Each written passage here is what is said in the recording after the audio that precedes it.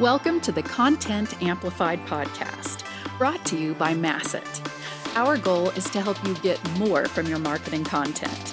Each episode is a 10 to 15 minute interview with industry experts that share amazing insights to help you squeeze as much juice from your content as you possibly can. Here's today's interview. Every week I go through what's new in AI, specifically the stuff that actually matters for B2B marketers. Here's what stood out this week. OpenAI is now valued at $300 billion. They just raised $40 billion, which is a lot. Enough to keep building fast, buying GPUs, and pulling further ahead. But the more interesting part is they're planning to open source one of their language models. First time they've done it in a while. If you're in B2B marketing, that could eventually mean more flexibility. Maybe even the ability to run a smaller, decent model on your own infrastructure. No API costs, no sending sensitive data to a third party. That means more control. We're not there yet, but it's a signal of where things might be heading. Number 2, ChatGPT's image generation just got a ton better. This has been something I have loved playing with. They've upgraded the image generator inside of ChatGPT. It's no longer called DALL-E. It's just images in ChatGPT now, and it's powered by their new model, ChatGPT 4o. The quality is noticeably better. It understands prompts more accurately. It can finally handle text inside images, like actual usable mockups, and it's a lot faster. They also removed a bunch of restrictions. You can now generate images of public figures, branded content, and other things that used to be blocked. This opens up some interesting possibilities. You can sketch out visuals for a campaign idea, mock up a landing page concept, or explore different visual angles before sending anything to design. With that said, just because you can generate something doesn't mean you should. Be smart. There are still legal and ethical lines to think about. Number 3, Google's AI answers are rolling out across Europe. Google is expanding its AI overviews, those little answer boxes powered by Gemini, into 9 more countries in Europe. They're starting to show up at the top of the search results, even without users opting into the Search Labs experiment.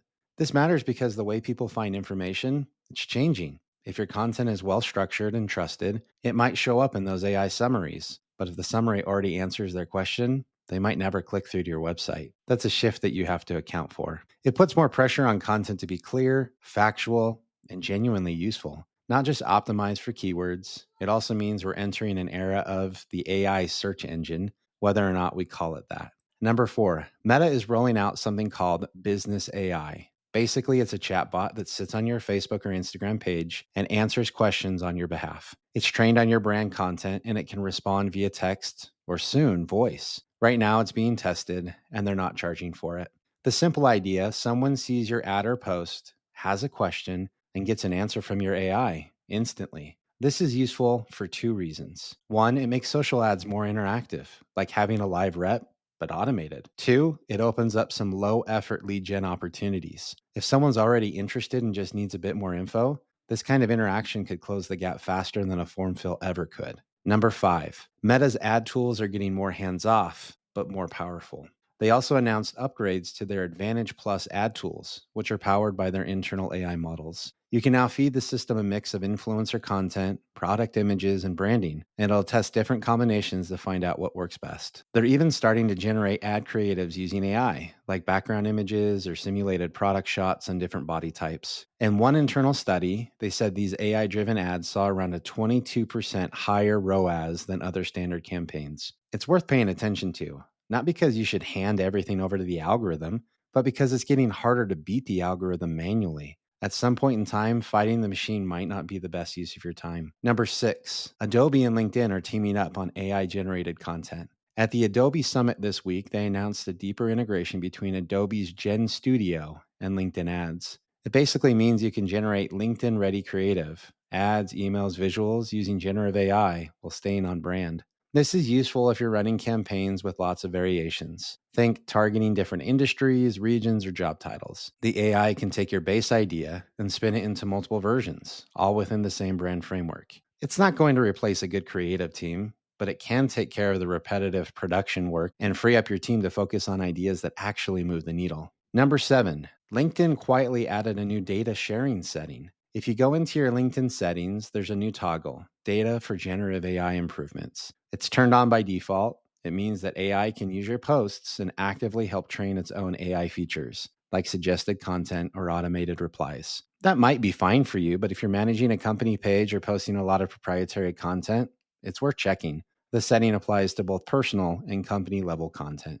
Just something you should be aware of. And finally, number 8, a lot of marketers still haven't adopted AI. A new Gartner study came out showing that many marketing teams still aren't using generative AI, at least not in a structured way. The reasons vary: a lack of time, a lack of skill, or just not knowing where to start. If that's you, you're not behind yet, but this is a good time to start to run a few small experiments. Try using AI to draft some blog intros or repurpose content into different formats or analyze campaign data. Do something with AI. Even light use can give you the edge. Not because it's flashy, but because it saves time and lets your team focus on the work that matters the most. And that's another edition of the AI news that every marketer needs to know. If any of this was useful, feel free to subscribe or share it with someone who's trying to keep up with this stuff too. I'll be back next week with another rundown. Thanks for hanging out, and if you're experimenting with anything cool in AI and marketing, I'd love to hear what you're working on. Connect with me. Until next time, we'll see you later. Thank you for listening to the Content Amplified podcast. Please subscribe and leave us a review.